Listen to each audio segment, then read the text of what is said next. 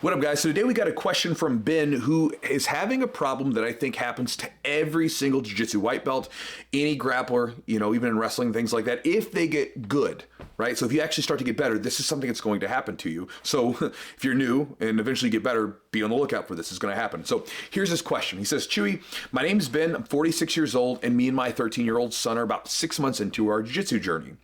My question is, at the moment, I feel like my Jiu-Jitsu is regressing. I have many positive comments about my skill level and progression at this stage of my training from the upper belts, but there's not a lot of white belts in my gym, and lately during my open rolls, I feel like I've been very stagnant. It feels like I have information overload, I'm regressing, it feels like I'm going backwards. I don't feel good, and I feel like I'm reacting because of the amount of information I have, and I'm making more mistakes and missing out on opportunities. I'm a little lost on how I can turn this back around. I plan on competing soon, and I don't want this to come up, this current lack of confidence to come up in the competition. He says, thanks, Ben. So, brother, thank you for the question. So check this out. Two things I'm going to share with you. One is how to blast through this stagnation and this sort of information overload. We'll wipe this out super easy. It's very simple. The other one is this idea of regression, right? So as I said, you're running into a situation that happens anytime you're a newer grappler and you're getting good at it, right? Because what happens is you're getting into this thing and you don't even really know it. I think about jiu-jitsu as a language, right? It's a language of the body. I've met people from all around the world, and some of them don't even speak the same language as me verbally, but we can communicate through jiu-jitsu just fine, right? And it's this way of communicating with our bodies after each other. And so with that, what happens a lot of times is in the beginning, if you have a kid, you have a son, you saw this, right? At first, they don't say anything. They just sit there and look. They have no ability to communicate, really. Maybe they can make some hand gestures, but they can't communicate. Then they start, they start making noises, right? And then eventually, like my son's at right now, this is the stage he's at, he's starting to really expand his ability to speak because he has more opportunities now. He's like learning how to, command his mouth and his body to make these different mouth noises. And he's making a lot more mistakes now. He's trying a lot more things. And when sometimes he's trying to figure something out, he's like, you can see the wheels turning, and sometimes he even gets frustrated that he can't say a word or he can't communicate what he's trying to say to you, right? But he's progressing. He's getting better. Like, that's worlds better than where he was just a few months ago. Same thing's happened to you. You now have the ability to move from like mama dada of jiu-jitsu, right, to being able to start saying words, and you're starting to string together sentences on the mat.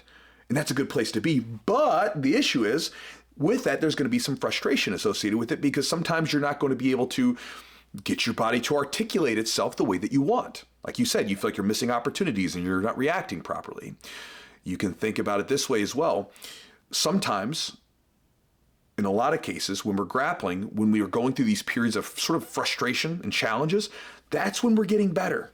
A lot of times it's a misconception. When we feel good, it feels good, doesn't mean that we're getting better. In a lot of cases, we're not getting better. So when we're challenged is when we're getting better. You can think about your muscles when you're lifting weights. You get stronger, you get bigger when you're challenging yourself. If you go in there and like pick up some like little dinky dumbbells and that aren't challenging to you, you're probably not going to grow a bigger bicep. But if you start to pick up some weight that, I'm getting that burn and it's really strained to pick it up, you understand that that's going to make you better. And then likewise in grappling, when we're pushing ourselves and challenging ourselves and we feel like we're having that friction, so to speak, a lot of times that's when we're getting better. Now, sort of understand that. Be okay with where you're at. It's not regression, it's progression. You are progressing. You may not see it yet. Give it time, though. Now, here's the part to blast past this information overload and stagnation. Now that you're in this situation where you're literally able to like look around at jiu-jitsu, because in the beginning when you first come in, you're literally drowning, it feels like, right? You can't survive. You don't know what the heck you're doing. It's just informational overload, all of that. You're now sort of treading water. You're able to keep your head above the water. You can breathe. Hey, I can do something. Well, now you have all these opportunities in front of you, and you're like a hungry person that has a giant menu in front of them. I don't know if you've ever had this happen, Ben, but you go to like, maybe you're really hungry, you're traveling, and you're just so hungry that everything sounds good or nothing sounds good. It's this weird place to be. You just like want food in your mouth, but then you stop at the place and they have a giant menu in front of you. You're like, oh man, there's too much to think about right now. I just need food, right? You're kind of that way right now. You're like hungry for this skill, hungry for this knowledge, and you have the ability to get it, but you've got this giant menu in front of you. So what do we need to do? We got to make the menu smaller. It's very simple. So what you need to do, Ben, and this is also going to be useful if you're going to compete, because you have to develop some semblance of an A game.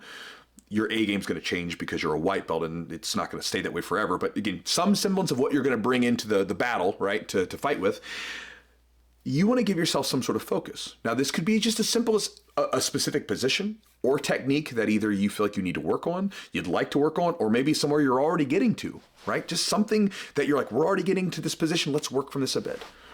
And then when you get onto those open rolls, you try to work on that thing specifically every single time and give yourself that clarity. This is one of the reasons why on my website, like when people join my email list, where I send out my daily email, my Chewker email, they get an ebook plus a 20-minute video that breaks down the ebook and in case you don't want to read, and it gives them 12 plus different strategies of how to do this, how to add focus to their open rolls. Because in my bearded opinion, you can get a lot more from your training if you're really intentional.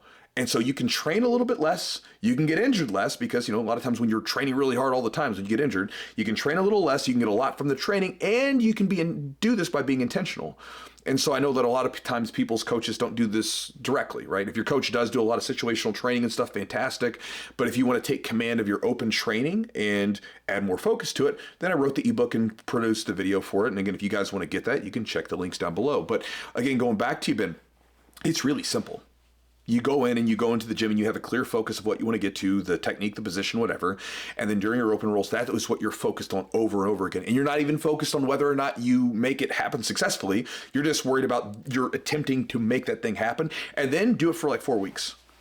Oh, I know this is like so simple, but at the same time, like, people will sometimes like kind of scoff at it. It can't be that simple. Well, have you ever tried it?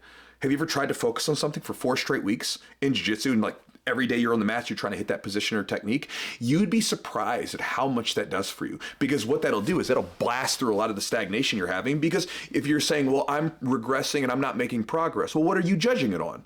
Are you judging it on some sort of like ephemeral feeling as to whether or not you're getting better?